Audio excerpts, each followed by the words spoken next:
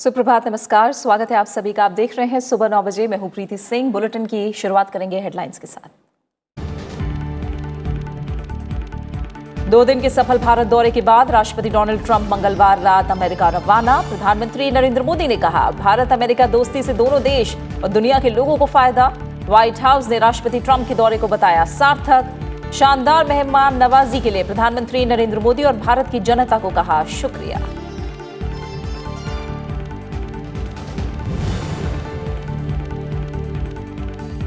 अमेरिकी राष्ट्रपति Donald Trump के सम्मान में राष्ट्रपति भवन में भव्य रात्रि भोज। राष्ट्रपति रामनाथ कोविंद ने अमेरिका को बताया करीबी दोस्त, कहा सामरिक साझेदारी के लिए प्रतिबद्ध भारत। ट्रंप ने भारत को बताया अमेरिका का दीर्घकालिक मित्र और स्वाभाविक साझेदार, कहा 2 दिन रहे बेहद खास।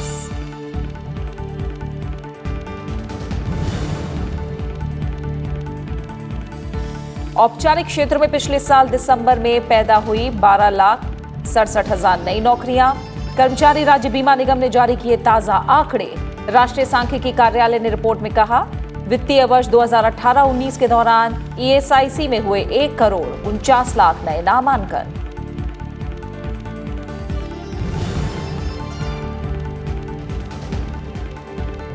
कोरोना वायरस से पीड़ित चीन के वुहान शहर से बाकी भारतीयों को लाने की तैयारी। राहत सामग्री लेकर आज जा सकता है विशेष विमान।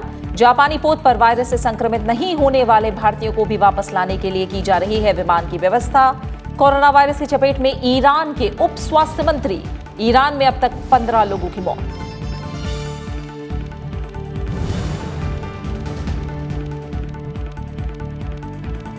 और बालाकोट हवाई हमले की पहली वर्षगांठ। पुलवामा में सीआरपीएफ काफिले पर हुए आतंकी हमले का भारतीय वायुसेना ने आज ही के दिन लिया था बदला। कार्रवाई में जैश के बड़े आतंकी ठिकाने हुए थे तबाह। रक्षा मंत्री ने बताया आतंकवाद के खिलाफ भारत की मजबूत इच्छा शक्ति का प्रतीक।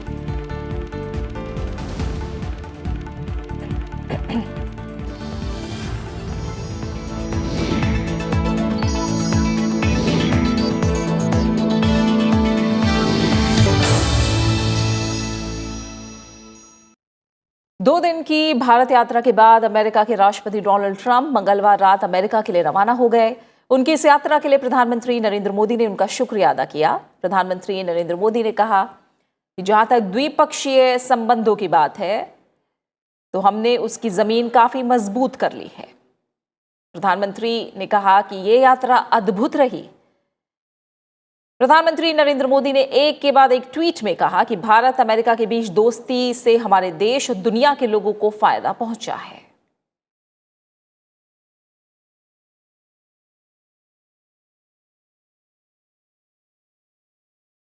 उन्होंने भारत आने के लिए राष्ट्रपति डोनाल्ड ट्रंप और मेलानिया ट्रंप का शुक्रिया अदा किया। उन्होंने कहा कि वो खुश हैं कि लोगों ने भारत की संस्कृति और सत्कार का अलग अलग रूप देखा। प्रधानमंत्री ने कहा कि भारत के लोगों ने बेहद गर्मजोशी से उनका स्वागत किया। वहीं एक अन्य ट्वीट में प्रधानमंत्री ने कहा कि भारत डोनाल्ड ट्रंप की बेटी इवांका और उनके पति जेरेड कुशनर का स्वागत करके खुश है। उन्होंने कहा कि आपका भारत प्रेम स्पष्ट दिखा। उन्होंने महिलाओं के बीच सशक्तिकरण और उद्यम के लिए उनके प्रयासों के लिए शुभकामनाएं भी दी। प्रधानमंत्री ने इन दोनों की जल्द ही दोबारा भारत आने की आशा जताई। वो इवांका ट्रंप द्वारा साबरमती आश्रम की यात्रा के ट्वीट का जवाब दे रहे थे।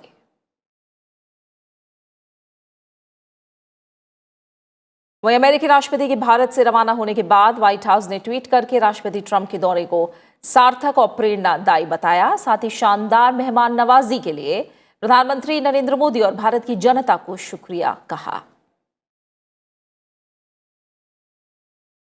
अमेरिका रवाना होने से पहले राष्ट्रपति डोनाल्ड ट्रंप के सम्मान में मंगलवार को रात्रि भोज का आयोजन किया गया। मेहमान राष्ट्रपति की 2 दिवसीय भारत यात्रा के अंतिम समारोह के लिए राष्ट्रपति भवन के प्रांगण को भव्य तरीके से सजाया गया था। करीब 130 हेक्टेयर में फैले राष्ट्रपति भवन में जगमग रोशनी के बीच ट्रंप और उनकी पत्नी मेलानिया का रस्मी स्वागत किया गया।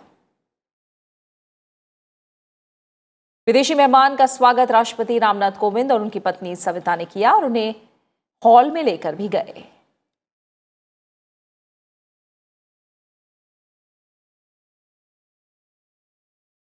राष्ट्रपति डोनाल्ड ट्रंप के सम्मान में आयोजित राजकीय रात्रि भोज में उपराष्ट्रपति एम वेंकैया नायडू, प्रधानमंत्री नरेंद्र मोदी, उनके कई मंत्रिमंडलीय सहयोगियों के साथ ही 4 राज्यों के मुख्यमंत्री भी शामिल हुए। इसके बाद आधिकारिक बातचीत हुई जिसमें राष्ट्रपति रामनाथ कोविंद ने कहा कि भारत अमेरिका संबंधों के महत्व का आकलन इस बात से ही किया जा सकता है कि अमेरिकी राष्ट्रपति का स्वागत करने के लिए बड़ी संख्या में लोग उमड़े। राष्ट्रपति रामनाथ कोविंद ने अपने शुरुआती वक्तव्य में कहा कि अमेरिका एक अजीज दोस्त है और भारत दोनों देशों के बीच सामरिक साझेदारी के लिए पूरी तरह प्रतिबद्ध है। अमेरिकी राष्ट्रपति ने कहा कि पिछले 2 दिन बहुत लाभप्रद रहे। उन्होंने कहा कि भारत अमेरिका को दीर्घकालिक मित्र और स्वाभाविक साझेदार के रूप में देखता है। Over 4 million people of Indian origin have made America their home. They are a living bridge between the American dream and our vision of New India.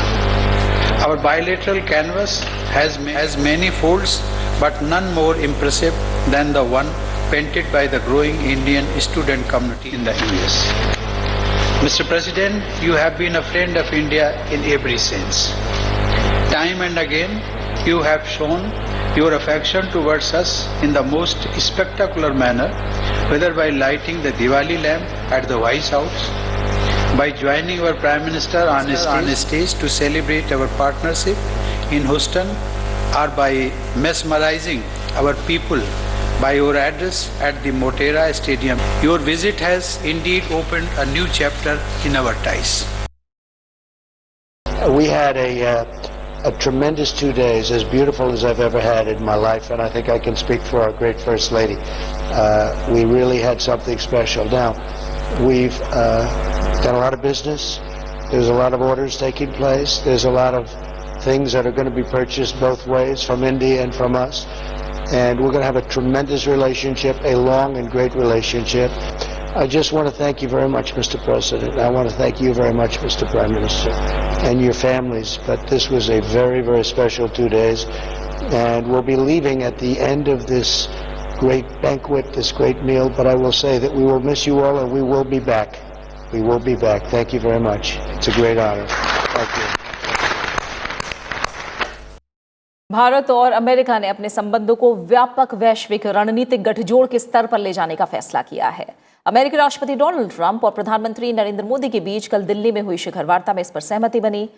दोनों नेताओं ने रक्षा, आतंकवाद, तकनीक, व्यापार, आर्थिक संबंध समेत कई मुद्दों पर विस्तार से चर्चा की।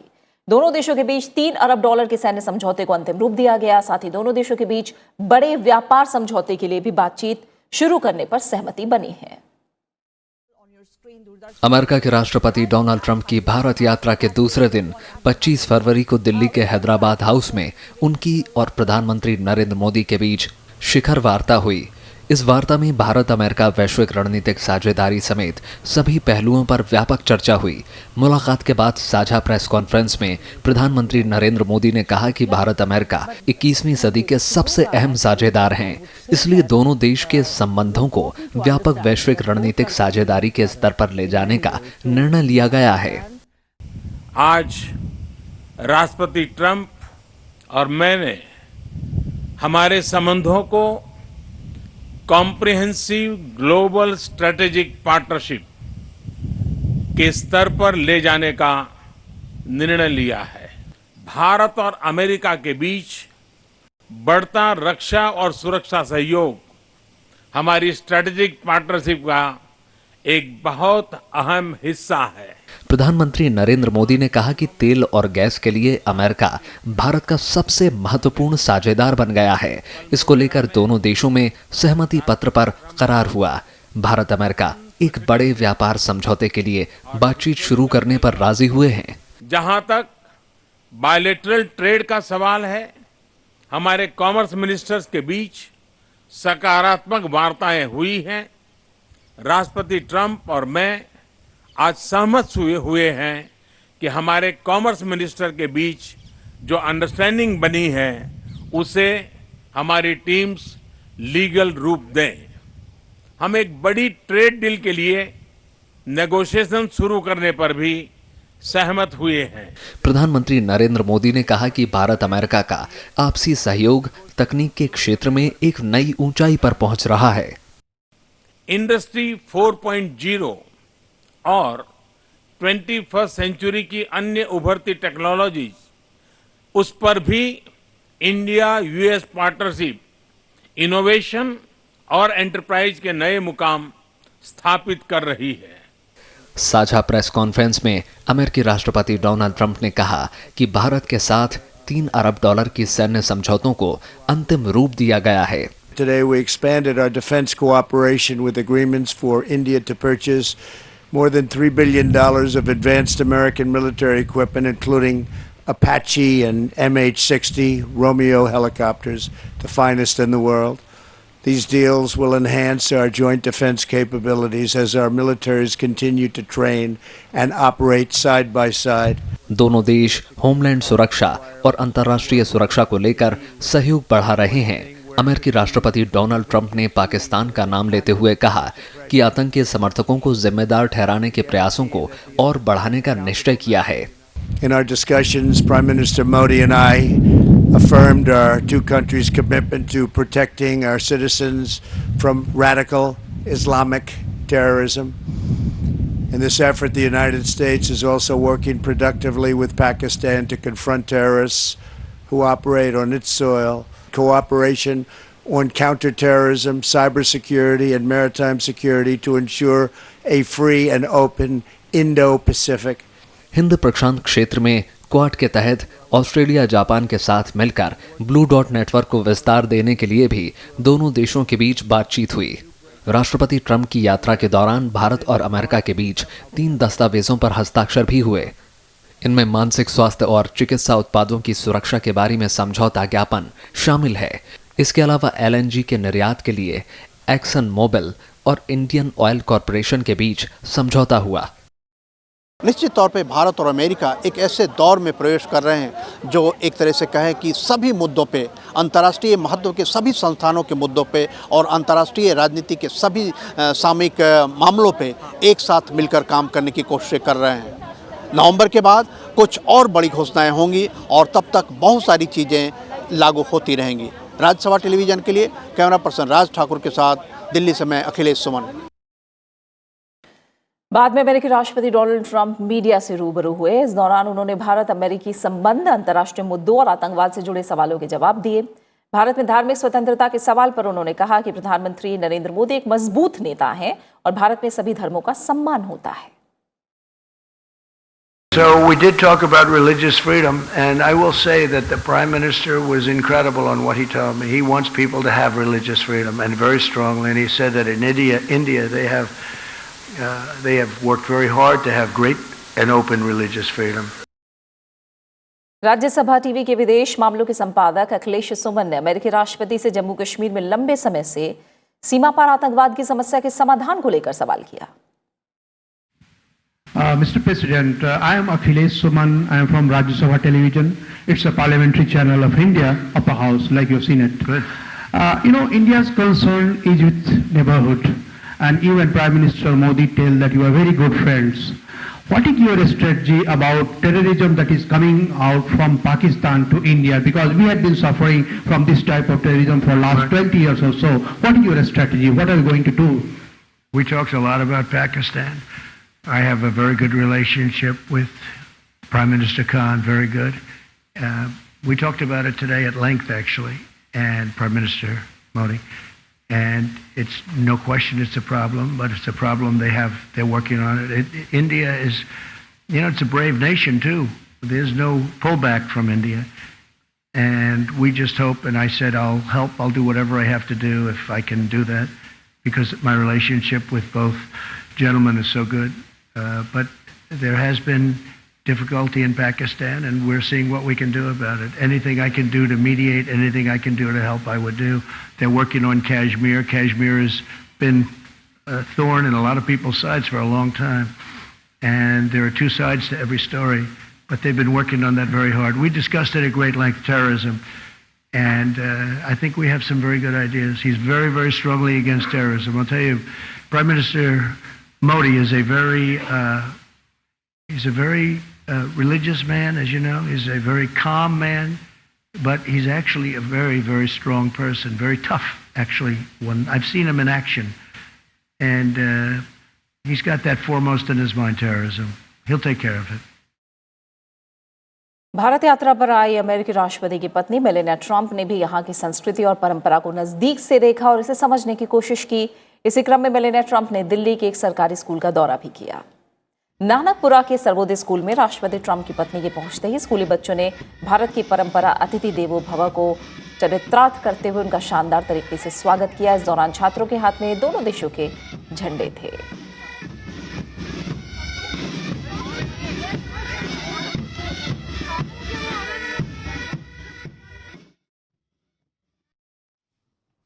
मेलानिया ट्रंप जब बच्चों की एक्टिविटी क्लासरूम में पहुंची तो बच्चों के साथ एकदम घुल मिल गईं। Okay, kids, now tell me how many of you have participated in our annual day program?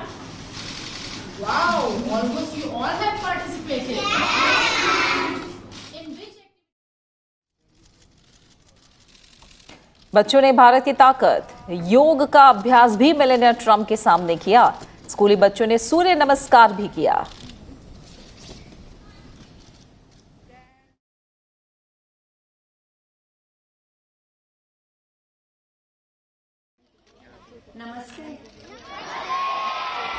The President and I are grateful to be guests for a beautiful country and to have received such a warm reception during our time here. I learned that your school's name, Sarvodaya, means prosperity for all. As I walked around, I was able to see how the concept exists in curriculum, in the leadership of the teachers, and in the spirit of enthusiasm of the students. A short while ago, I visited a classroom and observed its happiness curriculum. It is very inspiring to me that the students here begin each day by participating mindfulness.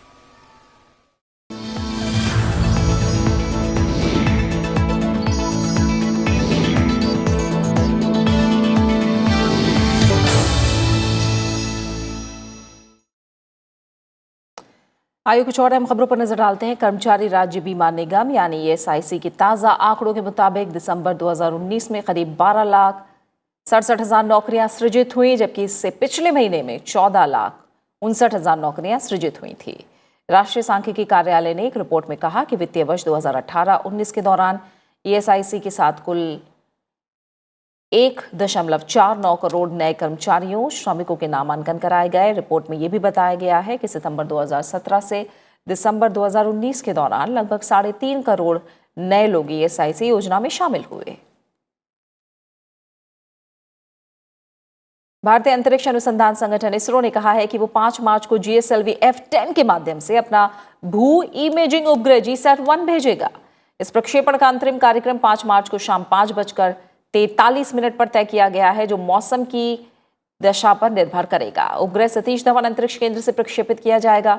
ISRO ने कहा है कि 2275 kilogram का GSAT धरती का बहुत जल्द ही तस्वीर लेने वाला पर्यवेक्षण उपग्रह है। उसे GSLV F10 उसकी कक्षा में स्थापित करेगा।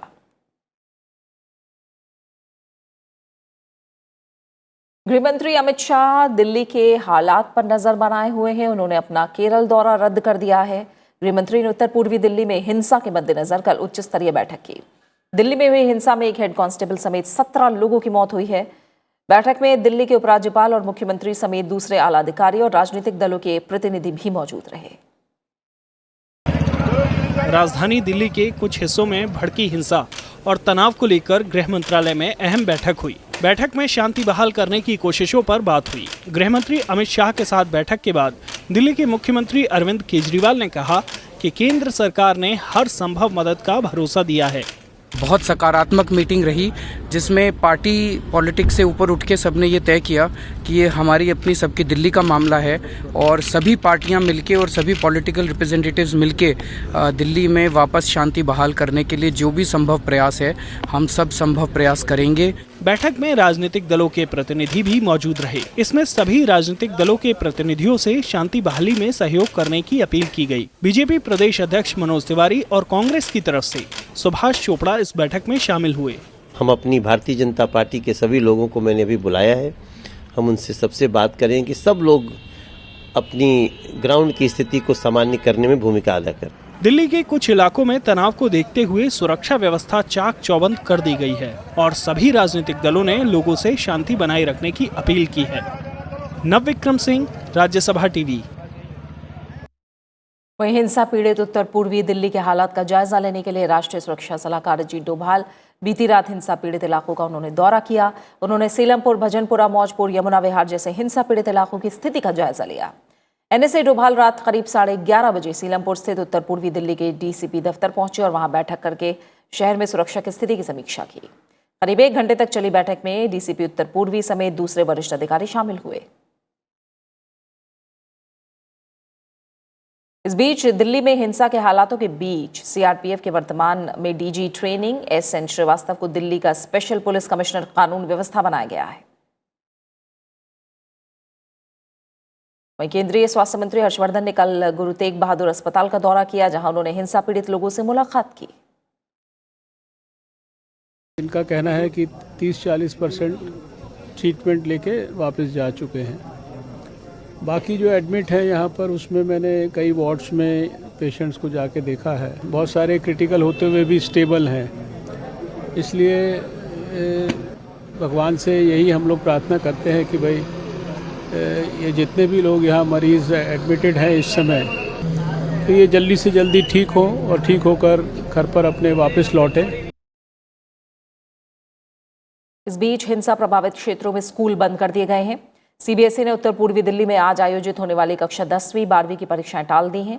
वहीं दिल्ली हाईकोर्ट ने मध्यरात्रि सुनवाई भी हुई। प्रदर्शन के दौरान हुई हिंसा में घायलों को सुरक्षा और बेहतर इलाज के लिए हाईकोर्ट में सुनवाई हुई। हाईकोर्ट ने दिल्ली पुलिस को स्टेटस रिपोर्ट सौंपने के लिए कहा है।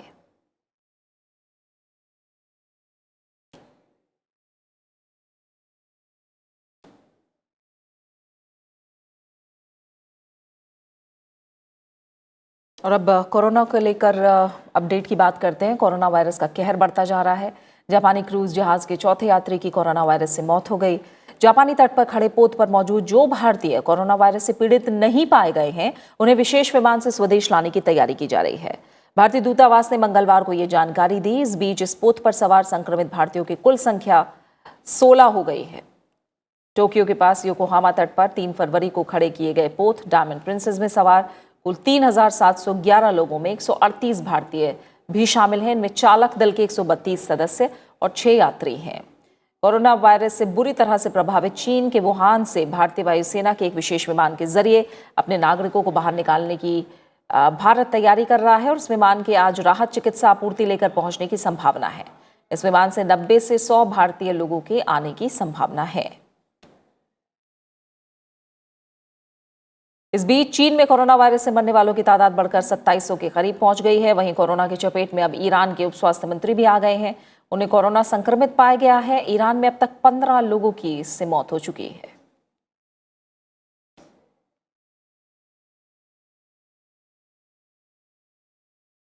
बालाकोट हवाई हमले को आज 1 साल पूरा हो गया है और इसी दिन ठीक 1 साल पहले भारतीय वायुसेना ने 12 दिन पहले जम्मू कश्मीर के पुलवामा में सीआरपीएफ के काफिले पर हुए आतंकी हमले का बदला लिया था। मिराज 2000 फाइटर जेट के एक पैकेज को पाकिस्तान के खैबर पख्तूनख्वा प्रांत में मनशेरा जिले के बालाकोट में आतंकी संगठन जैश ए मोहम्मद के ट्रेनिंग कैंप पर हमला करके इसे तबाह कर दिया गया था।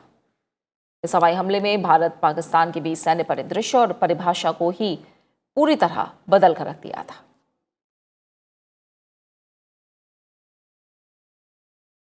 रक्षा मंत्री राजनाथ सिंह ने ट्वीट करके कहा है कि बालाकोट हवाई हमला आतंकवाद के खिलाफ भारत की मजबूत इच्छा शक्ति का प्रतीक है।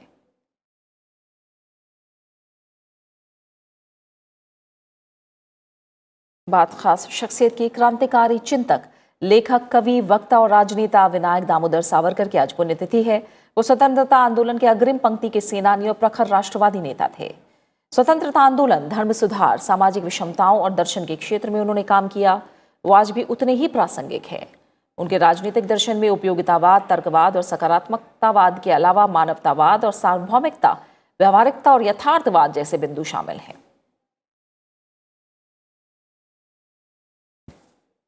उपराष्ट्रपति एम वेंकैया नायडू ने ट्वीट करके वीर सावरकर को श्रद्धांजलि दी है। उन्होंने अपने ट्वीट में कहा कि स्वतंत्र वीर सावरकर की पुण्यतिथि के अवसर पर महान राष्ट्रनिष्ठ स्वाधीनता सेनानी, समाज सुधारक, गंभीर विचारक और क्रांतिकारी लेखक की स्मृति को कोटिशा नमन करता हूं। उन्होंने एक स्वाधीन, प्रगतिशील, जाति प्रथा से मुक्त भारत का स्वप्न देखा और उसके लिए सदैव प्रतिबद्ध रहे। उन्होंने देशवासियों में राष्ट्रीयता, साहस की भावना जागृत की और उन्हें स्वाधीनता आंदोलन में सक्रिय भाग लेने के लिए प्रेरित किया। वीर सावरकर एक समावेशी समाज के लिए अनुकरणीय प्रेरणा स्रोत रहेंगे।